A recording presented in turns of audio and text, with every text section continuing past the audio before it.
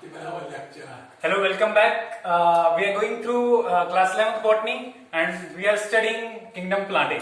In kingdom plantae chapter, we have only one thing left, that is divisions of angiosperms, and then after we will study the life cycle of plants. And after that we will start the next chapter if we have the time left.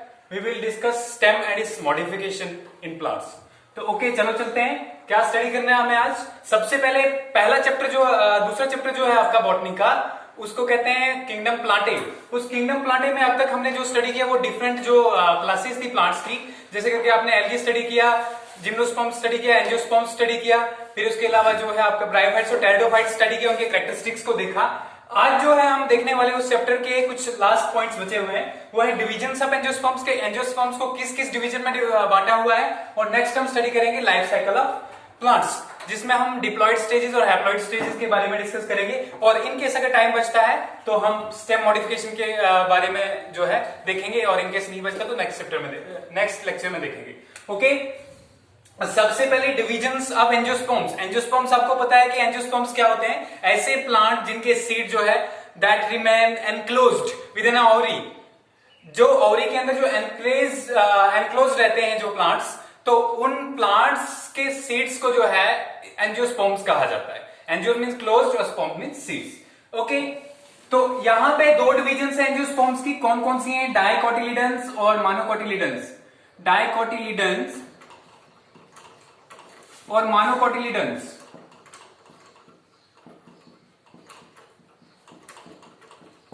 अब देखिए, die और मानो के बारे में आप जानते होंगे, डाई का मतलब होता है दो और मानो का मतलब होता है एक। अब हम कोटिलिडन्स के बारे में जानते हैं, कोटिलिडन्स क्या होते हैं। हर एक सीड के अंदर जो है, हर एक सीड के अंदर एक स्ट्रक्चर होती है जो ग्रोइंग एम्ब्रियो को नरिशमेंट प्रोवाइड करती है, उसको हम कोटिलिडन कहते हैं। सपोज करो आपके पास एक जो है रेड किडनी बीन, जिसको हम राजमा है, उसको पानी में भिगो, पानी में भिगोने के बाद उसका छिलका उतारो, आपको जब उसको देखोगे तो उसके दो पार्ट्स होंगे अंदर, मींस एक इस तरीके का निकलेगा और दूसरा उसके अपोजिट में जो हमने किया इस तरीके का, और बीच में यहाँ पे एम्ब्रियो होगा।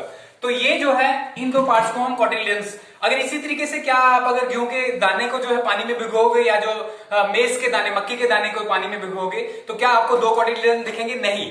तो ऐसे प्लांट्स जिनके अंदर ये दो कोटिलिडन्स पाए जाएं उनको डाइकोट्स कहते हैं, और ऐसे प्लांट्स जिनके अंदर एक ही कोटिलिडन मिले उनको मोनोकोट्स कहते हैं। अब हम देखेंगे बिसाइड दिस, ये तो मैंने आपको सीड के बारे में बता दिया कि सीड्स का डिफरेंशिएशन जिसके बेस पे इनका नाम निकला है, लेकिन बिसाइड दैट कुछ और कैरेक्टरिस्टिक फीचर्स हैं हमारे पास जिससे हम डिसाइड करते हैं कि कौन मोनोकोट है और कौन डाइकोट है। सबसे पहले रूट की तरफ चलते हैं। तो रूट में सबसे पहले जो है आप देखोगे, रूट के केस में क्या होता है, रूट ले लेते हैं हम। रूट के केस में जो है मोनोकोट्स जो है, मोनोकोट्स यहाँ पे इनके रूट्स जो होते हैं टैप रूट सिस्टम नहीं होता। ठीक है, तो रूट सिस्टम कौन सा होता है, fibrous root system. Fibrous root, fibres की तरह जो है उसका रूट्स प्रेजेंट होता है। जनरली होता क्या है, आपने देखा होगा कि एम्ब्रियो, जब हम सीड में आगे पढ़ेंगे, अगर नहीं आपको पता होगा, तो सीड के अंदर जो है दो पार्ट्स होते हैं, एक तो कोटिलिडन्स होते हैं और दूसरा एम्ब्रियो होता है।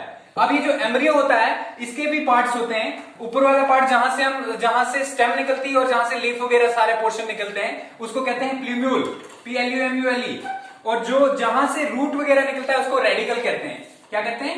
रेडिकल। अब देखो टैप रूट सिस्टम और ये जो है फाइब्रस रूट सिस्टम में हम फिर से आगे रूट वाला चैप्टर पढ़ने वाले हैं, स्टेम मॉडिफिकेशन, रूट मॉडिफिकेशन और स्टेम मॉडिफिकेशन में, तो वहां पे हम इसको देखेंगे। सबसे पहले इतना ध्यान रखो कि डाइकोटिलिडन्स में टैप रूट सिस्टम होता है। कौन सा रूट सिस्टम होता है? Tap root system. अब ये टैप रूट सिस्टम है क्या? टैप रूट सिस्टम ऐसा सिस्टम होता है जहां पे इस एम्ब्रियोज के रेडिकल से जो एक रूट निकले और उससे फर्दर ब्रांचेस निकले और उनसे फर्दर ब्रांचेस निकले। This system of root is known as tap root system. Directly radical से निकला रूट, उस रूट से फर्दर ब्रांचिंग हुई और उन ब्रांचेस से फर्दर ब्रांचेस हुई। इस पूरे सिस्टम को टैप रूट सिस्टम कहते हैं। जबकि फाइब्रस रूट सिस्टम के अंदर क्या देखोगे आप, जो आपका जो रेडिकल है, रेडिकल से प्राइमरी रूट तो निकला but that is short lived, वो ज्यादा देर नहीं रहेगा, और क्या होगा, वो जब डिजेनरेट करेगा तो उसी रूट से जो है रेडिकल की जगह से ही बहुत सारे एकदम से रूट निकलेंगे। तो इसको कहते हैं फाइब्रस रूट सिस्टम। दो चीजें हो गई, पहला रूट सिस्टम में क्या था, डाइकोट्स के केस में हमारा आ गया टैप रूट सिस्टम, मोनोकोट्स के केस में आ गया फाइब्रस रूट सिस्टम, और डाइकोट्स में टैप रूट सिस्टम। अब स्टेम की तरफ चलते हैं। स्टेम में देखते हैं क्या है, स्टेम के केस में अगर देखेंगे तो हमें जो है एनाटॉमी पे जाना पड़ेगा।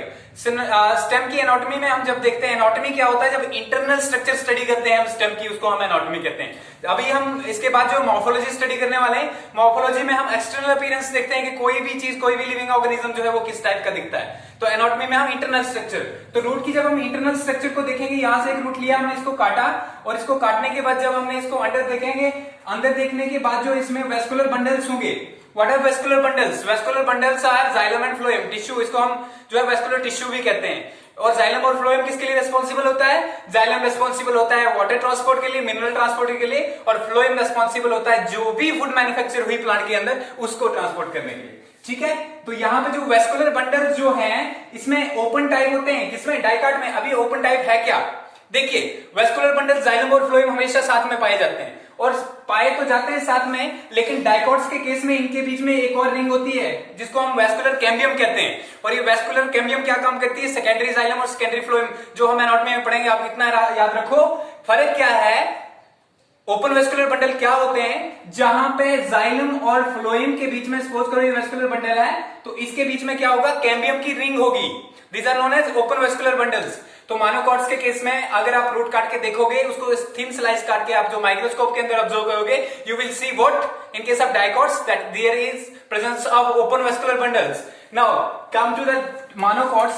अब मोनोकॉट्स के केस में आ जाओ आप। मोनोकॉट्स में क्या होता है? जो है इनके बीच में कोई कैम्बियम की रिंग नहीं होती, इसलिए इनको क्लोज्ड वेस्कुलर बंडल कहा जाता है। क्लोज मींस पास में समझो, ठीक है।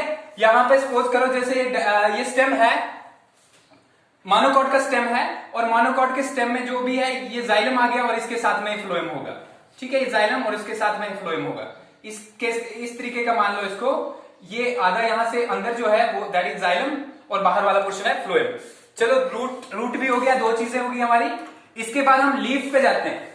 तो यहां पे था, यहां पे आ गया open vascular bundles, open vascular bundles, और यहां पे आ गया क्लोज्ड वेस्कुलर बंडल्स। दो चीजें हो गई। इसके बाद तीसरा जो है, तीसरा हम लीफ पे आ रहे हैं। अब लीफ से कैसे पहचानोगे कि कोई चीज मोनोकॉट है या डाइकॉट है? ठीक है, बहुत सिंपल है, विनेशन से। विनेशन क्या होता है? Arrangement of veins on a leaf. जो लीफ होता है उसके ऊपर जो भी वीन्स होती हैं, वीन्स आप जानते हो, आपको जो है लीफ दिखेगा, और लीफ के ऊपर जो है इस तरीके की कोई स्ट्रक्चर्स दिखेंगी, इनको हम वीन्स कहते हैं। बीच वाली को मिडरिब कहा जाता है। तो जनरली डाइकॉट्स के केस में रेटिकुलेट वेनेशन होता है। What is reticulate venation? जब नेट लाइक स्ट्रक्चर हो वीन्स का, नेट लाइक स्ट्रक्चर मींस एक मिडरिब हो, वहां से दूसरी वीन्स निकल रही है और उनसे बहुत सारी वीन्स निकलनी हो, तो एक नेट लाइक स्ट्रक्चर बन जाएगा। ठीक है, तो इसको क्या कहते हैं? इसको कहते हैं रेटिकुलेट वेनेशन। और रेटिकुलेट वेनेशन जो है आपको कहां मिलेगी? डाइकॉट्स के अंदर। अब मोनोकॉट्स के चलते हैं। मोनोकॉट्स में क्या है? मोनोकॉट्स में जो है रेटिकुलेट वेनेशन नहीं मिलेगी, आपको मिलेगी पैरेलल वेनेशन। आपने एक मेज जो है उसका फील्ड देखा होगा, मक्की वाला जो है खेत देखा होगा। कभी उस मक्की के खेत को जो है आप अच्छे से, जो वहां पे मक्की के पत्ते को अच्छे से ऑब्जर्व करना, आपको एक बीच में मिडरिब दिखेगी, बाकी की सारी वीन्स जो है उसके पैरेलल रन कर रही होगी। तो यहां पे क्या है? Parallel venation. ठीक है, तो ये सारा। अब सीड वाली बात तो पहले ही होगी, जिसके बेस पे इनका नाम रखा हुआ है कि सीड में क्या है। यहां 2 कॉटिलीडन्स, यहां पे 2 कॉटिलीडन्स, और यहां पे 1 कॉटिलीडन। ठीक है, तो ये सारी जो डिफरेंशिएशन मोनोकॉट्स और डाइकॉट्स एंजियोस्पर्म्स के अंदर ही मिलेंगे आपको। जिम्नोस्पर्म्स में ये नहीं मिलेंगे। एंजियोस्पर्म्स क्या होते हैं? फ्लावरिंग प्लांट्स, जो फ्लावर्स जो प्रोड्यूस करते हैं। ठीक है, और एंजियोस्पर्म्स में 2 डिविजन्स हैं। 2,70,000 अगर देखोगे, 2,70,000 टोटल एंजियोस्पर्म्स जो है अवेलेबल है। उनमें से आपको जो मोनोकॉट्स मिलेंगे वो 50,000 मिलेंगे, बाकी के जो बचते हैं 2,20,000 वो क्या है? वो है डाइकॉट्स। तो इतना सारा जो था आपके डिवीजन ऑफ एंजियोस्पर्म्स में था। Now coming to life cycle of plants. देखिए, लाइफ साइकिल प्लांट में जो है हम पढ़ेंगे कि अल्टरनेशन ऑफ जनरेशन क्या होता है, और अल्टरनेशन ऑफ जनरेशन समझेंगे भी क्या होता क्या है। ओके, सबसे पहले आप देखो कि प्लांट लिविंग ऑर्गेनिज्म के केस में 2 स्टेजेस आती रहती हैं। क्या आती हैं? एक स्टेज होती है हैप्लॉइड, HAPLOID, और दूसरी होती है डिप्लॉइड। अब ये 2 स्टेजेस हैं क्या?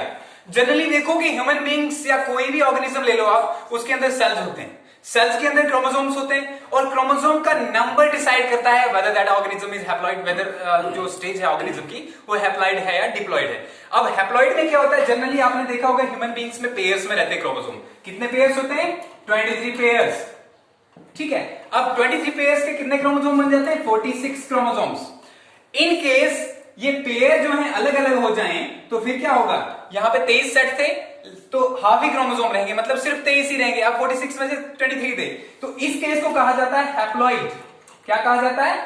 When chromosome number is half, this case is known as haploid, and when chromosome number is double, okay, it is known as, our chromosomes are in pair, they are known as diploid. ये दो चीजें पहले concept clear होगा, तभी बाकी वाला जो है यहाँ पे अल्टरनेशन ऑफ जनरेशन का कंसेप्ट आपका क्लियर होगा। देखो, अब प्लांट्स की लाइफ में दो स्टेजेस आती हैं। कौन सी स्टेज आती है? एक आती है हैप्लॉइड स्टेज, और हैप्लॉइड स्टेज को हम कहते हैं गैमेटोफिटिक स्टेज, गैमेटोफिटिक स्टेज। और दूसरी आती है डिप्लॉइड स्टेज, और डिप्लॉइड स्टेज को हम क्या कहते हैं? डिप्लॉइड स्टेज को हम कहते हैं स्पोरोफिटिक स्टेज। ठीक है, स्पोर से भी निकला है यहां पे, लेकिन आप इसको थोड़ा कंफ्यूज हो जाओगे, आप छोड़ लो। इतना याद रखो कि गैमेटोफिटिक स्टेज जो है वो हैप्लॉइड स्टेज होती है, और स्पोरोफिटिक स्टेज जो है वो क्या होती है? डिप्लॉइड स्टेज होती है। अब देखिए, तीन टाइप के प्लांट मिलेंगे आपको।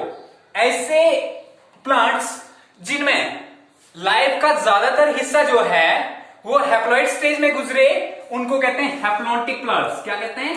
Haplontic plants. पहले इतना समझो, उसके बाद मैं एक्सप्लेन भी करता हूं इन चीजों को। ऐसे प्लांट्स जिनके अंदर लाइफ का ज्यादा से ज्यादा हिस्सा हैप्लॉइड स्टेज में गुजरे, means half number of chromosomes present हो उनकी ज्यादा देर लाइफ में, तो उनको कहते हैं haplontic plants. Haplontic life cycle भी कह सकते हैं इसको। लाइफ साइकिल स्टडी कर रहे हैं तो हैप्लॉन्टिक लाइफ साइकिल भी स्टडी करेंगे। ओके, इसके बाद जो है दूसरे ऐसे प्लांट्स जिनकी लाइफ साइकिल में जो है double number of chromosome present हो ज्यादा देर के लाइफ में, तो उनको क्या कहते हैं? उनको कहते हैं डिप्लॉन्टिक। क्या कहते हैं? डिप्लॉन्टिक। याद रखना, हैप्लॉन्टिक देन डिप्लॉन्टिक। और तीसरी टाइप जो है ऐसे प्लांट्स जिनमें आधी लाइफ के लिए जो है हैप्लॉइड स्टेज रहे और बाद में आधी लाइफ के लिए क्या है? डिप्लॉइड स्टेज रहे। तो ऐसे प्लांट्स को क्या कहा जाता है? हैप्लोडिप्लॉन्टिक। हैप्लोडिप्लॉन्टिक, दोनों चीजें मिला ली, हैप्लॉन्टिक भी और डिप्लॉन्टिक भी, तो बन गया हैप्लोडिप्लॉन्टिक। ओके, समझ में आ रहा है? फिर से हैप्लॉइड और डिप्लॉइड क्या होता है? क्रोमोसोम नंबर हाफ और डबल। ओके, एक में हाफ और एक में पूरा मानते हैं हम, डबल कहते हैं, लेकिन वो बराबर होता रहता है जितना एक ऑर्गेनिज्म में, लिविंग ऑर्गेनिज्म को सर्वाइव करने के लिए होना चाहिए। ठीक है, तो यहां पे जो है हैप्लॉन्टिक के केस में half number of chromosome means haploid, and diplontic में double number of chromosome means diplontic. और जब हाफ लाइफ में हैप्लॉइड रहे, हाफ में डिप्लॉइड रहे, तो क्या रहते हैं? उसको कहते हैं डिप्लॉन्टिक। अब इनको फिर से हम देखते हैं थोड़ा है क्या इनके अंदर कम। तो यहां पे जो है हैप्लॉन्टिक जो है, हैप्लॉन्टिक की बात हो रही है। हैप्लॉन्टिक में क्या होता है? मोस्टली इसमें एल्गी जो है आपकी आगे आ जाएगी, जिसमें हम क्रिप्टोगेम्स को स्टडी करते हैं। और एल्गी के अंदर जो हैप्लॉन्टिक स्टेज में आप क्या देखोगे कि होता क्या है, जनरली जो ज्यादा देर के लिए जो है इनकी स्टेज में लाइफ रहता है उसको कहते हैं, क्या कहते हैं? गैमेटोफाइट। क्या कहते हैं? गैमेटोफाइट। इस गैमेटोफाइट की कैरेक्टरिस्टिक फीचर्स क्या है जो एल्गी में मतलब ज्यादा देर के लिए लाइफ में रहता है? ये जो है सिंगल सेल भी हो सकता है, मल्टी सेलुलर भी हो सकता है, या फिर कॉलोनीज में भी हो सकता है। ठीक है, जैसे कि एल्गी में आपने डिफरेंट क्लासिफिकेशन में पढ़ा था कि कौन कौन कहां कैसे रहता है। तो यहां पे जो है एक चीज इसमें, दूसरा it is free living. Free living means कि ये किसी के ऊपर जो है डिपेंड नहीं करता। कौन? गैमेटोफाइट एल्गी का। तो डिपेंड नहीं करता। उसके बाद करता क्या है? डिवीजन होती है माइटोसिस। दो टाइप की डिवीजन आगे पढ़ेंगे, माइटोसिस और मियोसिस। फिलहाल इतना याद रखो, माइटोसिस में जो है डिवाइड होने के बाद भी सेल्स में क्रोमोसोम इक्वल रहते हैं, और मियोसिस में जो है जब डिवाइड हो जाता है सेल तो क्रोमोसोम हाफ हो जाते हैं। ठीक है, अब यहां पे जो है माइटोसिस होगी तो क्या बनेगा? यहां से गैमेट्स बनेंगे। लेकिन यहां पे क्या है? गैमेटोफाइट हैप्लॉइड है। हैप्लॉइड को हम हमेशा एन में लिखते हैं। किस में लिखते हैं? एन में। और डिप्लॉइड को किस में लिखते हैं? 2n में। तो यहां से जो गैमेट्स बने, माइटोसिस से क्रोमोसोम चेंज नहीं होगा, इसका मतलब ये भी एम ही रहेगा, गैमेट्स। अब गैमेट्स फ्यूज हुए, मेल गैमेट फ्यूज हुआ, फीमेल गैमेट फ्यूज हुआ, तो क्या बना? जाइगोट बना, ZYGOT, जाइगोट बना। और जाइगोट जो है, क्योंकि एन एक फादर से मिला, एक मदर से मिला, या एक मेल गैमेट से मिला, एक फीमेल से मिला, तो अब जाइगोट क्या हो गया हमारा? 2n। लेकिन ये ज्यादा देर के लिए नहीं रहता। जाइगोट ज्यादा देर के लिए नहीं रहेगा, कुछ देर के लिए रेस्ट करेगा, उसके बाद डिवाइड होगा मियोसिस से। किससे डिवाइड होगा? Meiosis, MEIOSIS। तो क्या हो जाएगा? Chromosome number half. मियोसिस से जैसे ये डिवाइड होगा तो क्या प्रोड्यूस करेगा? स्पोर्स। क्या प्रोड्यूस करेगा? स्पोर्स प्रोड्यूस करेगा। और स्पोर्स क्या होंगे? N। और यहां से बनेगा फिर से वापस नया गैमेटोफाइट। तो ये क्लियर पहली स्टेज थी। पहली स्टेज क्लियर हो गई। क्या था? गैमेटोफाइट। गैमेटोफाइट से हमारा बना, माइटोसिस हुआ, इसको गैमेटोफाइट पे माइटोसिस हुआ तो बने हमारे गैमेट्स। गैमेट्स बने, इनको हम दो रखते हैं क्योंकि मेल और फीमेल गैमेट्स अलग होते हैं। इनका फ्यूजन हुआ तो फ्यूजन से बना जाइगोट। जाइगोट हो गया हमारा 2N। जाइगोट की मियोसिस हुई, क्या हुआ? मियोसिस। और मियोसिस से क्या बना? मियोसिस से बना हमारा स्पोर। ओके। और यहां से जो स्पोर से जो है, क्योंकि N है, यहां से बना गैमेटोफाइट। देखिए अब स्पोरोफिटिक और गैमेटोफिटिक को जो है कैसे हम बोलते हैं कि जब गैमेट जो क्या कहते हैं, जो अपना जाइगोट होता है वो किस तरीके से डेवलप होता है आगे। अगर हैप्लॉइड में डेवलप होता है तो उसको जाइगोट के बाद, जैसे करके आपने एल्गी में देखा कि डिवीजन हुई, कौन सी डिवीजन हुई? माइटोसिस हुई। तो माइटोसिस के बाद वो हैप्लॉइड जाएगा, इसलिए उसको भी हैप्लॉन्टिक कहेंगे। इतना भी याद रखो आप कि दो तरीकों से हम चेक कर सकते हैं, या तो हाफ नंबर ऑफ क्रोमोसोम या फिर जाइगोट जो है वो किस तरह डिवाइड कर रहा है, क्या वो मियोटिकली डिवाइड कर रहा है या माइटोटिकली डिवाइड कर रहा है। दूसरे केस में हमारे पास क्या थे? डिप्लॉन्टिक। अब सारे के सारे जो बड़े प्लांट्स हैं, जैसे करके एंजियोस्पर्म, जिम्नोस्पर्म, जितने भी आते हैं तो ये डिप्लॉन्टिक लाइफ साइकिल के अंदर आते हैं। अब डिप्लॉन्टिक है क्या? देखिए फिर से एक बार देखते हैं इनमें होता क्या है। सबसे पहले यहाँ पे जो है वहां पे स्पोरोफाइट, सॉरी गैमेटोफाइट देर के लिए रहता था जिंदा, यहाँ पे स्पोरोफाइट ज्यादा देर के लिए रहता है। क्या रहता है जिंदा? स्पोरोफाइट। और स्पोरोफाइट क्या होता है? Diploid, 2N। अब ये गैमेट प्रोड्यूस करता है किससे? मियोसिस से। मियोसिस हुआ और तो क्या प्रोड्यूस किया इसने? गैमेट। प्लस माइनस में मेल फीमेल लिख रहा हूं यहां पे। वो फ्यूज हुए आपस में तो क्या बना? यहां पे बनेगा हमारा जाइगोट। जाइगोट हमारा फिर से जो है क्या होगा? 2N। और जाइगोट से डिवाइड होगा फिर से स्पोरोफाइट। यहां पे देखा आपने कि सिर्फ मियोसिस से कुछ देर के लिए जो है यहां पे मेल और फीमेल गैमेट जो बने, वो मेल और फीमेल गैमेट जो थे क्या थे? वो थे हैप्लॉइड। तो मतलब बहुत ही कम देर के लिए, और दोनों इसके ऊपर डिपेंडेंट थे, स्पोरोफाइट के ऊपर। तो इसीलिए जो है इसको हम स्पोरोफिटिक जनरेशन भी कहते हैं। ठीक है, डिप्लॉयड हो गया। तीसरा केस किसका है? ब्रायोफाइट्स और टेरिडोफाइट्स का। ब्रायोफाइट्स और टेरिडोफाइट्स के केस में क्या होता है? देखिए ब्रायोफाइट्स और टेरिडोफाइट्स के केस में होता है, ये आपका गैमेटोफाइट है। ठीक है, गैमेटोफाइट माइटोसिस से डिवाइड हुआ। माइटोसिस से डिवाइड हुआ तो क्या बन गया? इससे गैमेट्स बन गए। गैमेट्स जब फ्यूज हुए तो क्या बना? स्पोर्स बन गए। ठीक है, स्पोर्स से स्पोरोफाइट, दोनों के दोनों जो है बहुत सारी देर के लिए, बिना शक स्पोरोफाइट इस पे डिपेंडेंट है। फ्री लिविंग इसमें गैमेटोफिटिक स्टेज ही है, लेकिन स्पोरोफिटिक स्टेज जो है वो, स्पोरोफिटिक स्टेज जो है इसमें किसके अंदर? स्पोरोफिटिक स्टेज जो इसके अंदर है वो 2N होगी, क्योंकि गैमेट जब फ्यूज होंगे, प्लस और माइनस दो मेल गैमेट फ्यूज हुए तो स्पोरोफाइट बना। तो यहां पे जो है स्पोरोफिटिक स्टेज से हमें स्पोरोफाइट मिलेगा, और स्पोरोफाइट जो है इस पे डिपेंडेंट करता है गैमेटोफाइट पे। और स्पोरोफाइट क्या होता है? उसके ऊपर जो है फिर से आप देखोगे स्पोर्स प्रोड्यूस होते हैं। ठीक है, स्पोर्स प्रोड्यूस होंगे और स्पोर्स से फिर से गैमेटोफाइट प्रोड्यूस होगा। स्पोर जब जर्मिनेट करेंगे तो गैमेटोफाइट प्रोड्यूस होगा। फिर से एक बार रिपीट कर रहा हूं, बहुत ही माइनर चीज है। इतना याद रखना है कि हैप्लॉन्टिक में ज्यादा देर के लिए जो लाइफ साइकिल होगा प्लांट का, लाइफ साइकिल होता है जिंदगी जितनी देर के लिए उसकी चले, तो प्लांट्स अगर ज्यादा देर के लिए वो हैप्लॉइड फॉर्म में रहे तो उनको हम हैप्लॉन्टिक कहते हैं। ठीक है, उस लाइफ साइकिल को क्या कहते हैं? हैप्लॉन्टिक। किसमें पाया जाता है? एल्गी में। अगर हैप्लॉन्टिक है तो डिप्लॉन्टिक वाली कोई स्टेज तो आ रही है। ठीक है, क्या आ रही है? सिर्फ जाइगोट आ रहा है, और जाइगोट जो है कुछ ही दिनों के लिए या कुछ ही टाइम के लिए बचता है, उसके बाद जो है वो डिवाइड हो जाता है मियोसिस से, तो फिर से वापस हैप्लॉइड आ जाता है। क्लियर हो गया? दूसरा केस आ गया डिप्लॉइड वाला केस। डिप्लॉइड वाले केस में क्या होता है? वहां पे गैमेटोफाइट फ्री लिविंग था, यहाँ पे स्पोरोफाइट फ्री लिविंग। ये जो हमें आप प्लांट दिख रहे होते हैं, बड़े बड़े पेड़ जो हैं, ये सारे स्पोरोफिटिक हैं। ठीक है, जो हमारा चीड़ दीदार वगैरह ये सारे स्पोरोफिटिक बॉडी है। इनके अंदर क्रोमोसोम नंबर चेक करोगे तो क्या है? 2N। 2N means diploid. ठीक है, अब कैसे हैप्लॉइड स्टेज भी तो आती होगी थोड़ी बहुत इनकी लाइफ में? हाँ बिल्कुल आती है। कब आती है? जब वो गैमेट्स प्रोड्यूस करते हैं। और गैमेट्स कब प्रोड्यूस करते हैं वो? जब उनके अंदर जो है स्पेशल मेल और फीमेल जो स्ट्रक्चर्स होती हैं उनके अंदर जो है पोलन ग्रेन और ओवम प्रोड्यूस होता है। और वो हैप्लॉइड से डिप्लॉइड और डिप्लॉइड से हैप्लॉइड कैसे बनता है? देखो मोस्टली जो है हैप्लॉइड से डिप्लॉइड फ्यूजन से बनता है। जब दो गैमेट फ्यूज करें तो डिप्लॉइड बनता है। और हैप्लॉइड कैसे बनता है? हैप्लॉइड बनता है जब मियोसिस होती है किसी भी सेल की, तो उसका क्रोमोसोम नंबर हाफ हो जाता है। ठीक है, अब मैं डिप्लॉइड वाले केस में बात कर रहा था, तो इनमें क्या होता है कि जो पोलन ग्रेन और ओवम बना तो मियोसिस से बनता है, इसलिए उनमें क्रोमोसोम नंबर हाफ होता है। वापस से वो जुड़ जाते हैं तो फिर से डिप्लॉइड हो गए। ठीक है, तो ज्यादा देर के लिए जो है इनकी लाइफ में क्या रहता है? डिप्लॉइड स्टेज, इसलिए लाइफ साइकिल को डिप्लॉन्टिक कहा जाता है। और थर्ड वन जो है हमारे पास, जो थर्ड वन स्टेज जो है उसको कहते हैं हम हैप्लोडिप्लॉन्टिक, जो ब्रायोफाइट्स और टेरिडोफाइट्स में पाई जाती है। ब्रायोफाइट्स के केस में आपको क्या मिलेगा? ज्यादा देर के लिए गैमेटोफिटिक स्टेज मिलेगी, मतलब गैमेटोफाइट ज्यादा देर के लिए होगा। स्पोरोफाइट भी बहुत सारी देर के लिए होगा as compare to diplontic and haplontic, लेकिन फिर भी जो है उससे कम होगा गैमेटोफाइट से। और अगर हम टेरिडोफाइट्स को लें तो टेरिडोफाइट्स में स्पोरोफाइट ज्यादा देर के लिए होगा, गैमेटोफाइट कम देर के लिए होगा।